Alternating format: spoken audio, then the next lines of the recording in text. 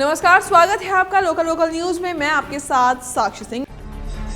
नंदीग्राम से चुनाव लड़ेंगी ममता बनर्जी। शुभेंदु के गढ़ में रैली कर दिखाई ताकत। पश्चिम बंगाल में इस साल होने वाले विधानसभा चुनाव की जंग दिलचस्प हो गई है। सोमवार को तृणमूल कांग्रेस के प्रमुख ममता बनर्जी ने ऐलान किया है कि वो नंदीग्राम से विधानसभा चुनाव लड़ेंगी। सैफ अली खान की सीरीज पर शहर शहर तांडव। सूचना प्रसारण मंत्रालय ले सकता है एक्शन। तांडव वेब सीरीज को लेकर हो रहे विवाद पर सूचना और प्रसारण मंत्रालय में आज बैठक हुई। सरकार पहले ही साफ कह चुकी है कि OTT प्लेटफॉर्म पर दिखाए जाने वाले फिल्म या कंटेंट को लेकर सेल्फ रेगुलेशन कोड बनाएं। अगर OTT प्लेटफॉर्म अपने लिए सेल्फ रेगुलेशन कोड नहीं बनाते हैं तो फिर सरकार कोड बनाने पर विचार कर सकती है। दुनिया की सबसे कम उम्र की अरबपति हैं काइली जेनर। बाथरूम की फोटो शेयर करने पर हो गई ट्रोल। काइली जेनर ने हाल ही में अपने घर के बाथरूम की फोटो शेयर की थी। इंस्टाग्राम स्टोरी पर शेयर की गई इस फोटो में काइली के बाथरूम और उसमें लगे शावर को देखा जा सकता है। शावर ऑन है और उसमें से बहुत हल्का पानी बहता हुआ दिख रहा है। फैंस और सोशल मीडिया यूजर्स की नज़र जब काइली और उनके शावर से बहते पानी पर पड़ी तो उन्होंने मजाक बनाना शुरू कर दिया। यूजर्स का कहना है कि $35 मिलियन के मेंशन में रहने के बावजूद काइली जेनर के घर में आम नागरिक के घर जैसा पानी का प्रेशर आता है। महाराष्ट्र की 14,234 ग्राम पंचायतों की 12,711 सीटों पर 15 जनवरी को हुए चुनाव की गिनती जा रही है। इसके अलावा 1523 सीटों पर प्रत्याशी निर्विरोध विजयी हुए हैं। मुख्यमंत्री उद्धव ठाकरे के लिए ये पंचायत चुनाव प्रतिष्ठा से जुड़ा हुआ है। क्या है अलग सिंधु देश की मांग, जिसके लिए पाकिस्तान में लहराए गए प्रधानमंत्री नरेंद्र मोदी के पोस्टर। सिंधु देश की मांग की कहानी 1947 से जुड़ी है। भारत को आज़ादी मिलने के बाद सिंधु क्षेत्र पाकिस्तान में चला गया और पाकिस्तान के 4 प्रांतों में से एक बन गया। अलग सिंधु देश की मांग 1997 से शुरू हुई, जब पाकिस्तान सरकार ने यहाँ के निवासियों के ऊपर उर्दू भाषा थोप दी। यहाँ के लोगों ने इसका विरोध किया और इसके फलस्वरूप सिंधी अस्मिता का जन्म हुआ। भारत में बन रही कोरोना वैक्सीन से आस लगाए हुए हैं पाकिस्तान को मिली मंजूरी। पाकिस्तान के ड्रग रेगुलेटरी अथॉरिटी यानी कि ड्रैप ने रविवार को ऑक्सफोर्ड एस्ट्राजेनेका की कोविड-19 वैक्सीन को इमरजेंसी इस्तेमाल की मंजूरी दे दी है। पाकिस्तान ने इस वैक्सीन को मंजूरी तो दे दी है, लेकिन उसकी मुश्किलें ये हैं कि एस्ट्राजेनेका वैक्सीन का उत्पादन भारत के सीरम इंस्टीट्यूट में हो रहा है। पाकिस्तान द्विपक्षीय समझौते के तहत इस वैक्सीन को हासिल नहीं कर पाएगा। ऐसे में वो दूसरे विकल्प खंगालने के लिए मजबूर हो गया है। सर्वे में दावा किया गया स्मोकर्स और शाकाहारी समेत इन लोगों में कोरोना संक्रमण का खतरा कम पाया जाएगा। देश में हुए एक सर्वे के मुताबिक स्मोकिंग करने वाले और शाकाहारी लोगों में कोरोना के जो संक्रमण है उनके अंदर कहीं ना कहीं खतरा कम रहता है। ये सर्वे किया है देश की सर्वोच्च रिसर्च संस्था council of scientific and industrial research यानी कि CSIR ने ये सर्वे पूरे देश में करने के बाद ये नतीजा निकाला है। सर्वे में इस बात का खुलासा भी हुआ है कि O ब्लड ग्रुप वालों को कोरोना का खतरा कम है, जबकि B और AB ब्लड ग्रुप वालों को कोरोना संक्रमण का खतरा बहुत ज्यादा है। Mask, sanitizer, social distancing. Delhi में खुले स्कूल तो ऐसा दिखा नज़ारा। पूरे लॉकडाउन यानी करीब 10 माह से बच्चे कंप्यूटर, आईपैड, मोबाइल के जरिए टीचर से मिल रहे थे, लेकिन अब बोर्ड परीक्षाओं को देखते हुए दिल्ली के स्कूलों को 18 जनवरी यानी आज से फिर खोला गया। तस्वीरों में देखने के बाद पता चला कि स्कूलों में किस तरह बच्चे अपने काम में जुटे दिखाई दिए हैं।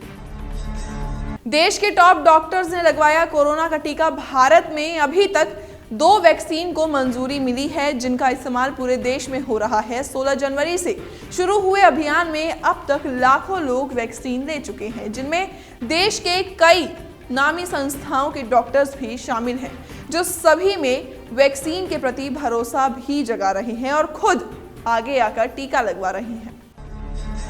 MLC चुनाव में बीजेपी ने साधा समीकरण, लेकिन कोर वोट बैंक को भूली सपा ने खोला मोर्चा। उत्तर प्रदेश में कायस्थ समुदाय के वोटों को साधने को लेकर बीजेपी और सपा ने सियासी जंग छिड़ गई है। लोकसभा से लेकर मेयर और विधान परिषद के चुनाव में बीजेपी ने किसी कायस्थ को टिकट नहीं दिया था, जबकि सपा ने लोकसभा में एक टिकट दिया था और झांसी से मेयर का प्रत्याशी दिया था। इसके अलावा एक को विधान परिषद भेजा है। बीजेपी ने 2017 में 5 कायस्थ को टिकट दिए थे, जबकि सपा ने 3 टिकट दिए थे। ऐसे में देखना होगा कि कायस्थ समुदाय की 2022 में कौन पसंद बनेगा।